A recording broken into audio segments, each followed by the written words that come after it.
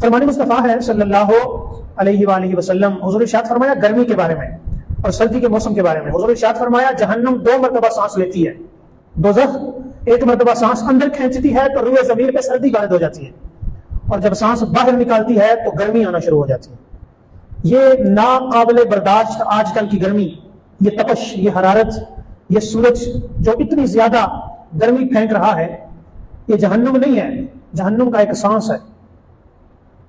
زمین تندور بنی ہوئی ہے، نہ باہر آرام ہے نہ اندر سکون ہے۔ یہ تو بجلی ہے، پنکھے ہیں تو کچھ نہ کچھ انسان کو چین میسر ہے، یہ بھی ٹیکنالوجی بند ہو جائے تو پھر سانس لینا دشوار ہو جاتا ہے۔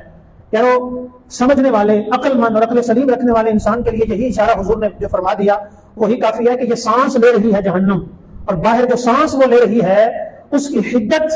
تپش، حرارت اور گرمی کا اگر یہ عالم ہے تو جہنم خود کتنی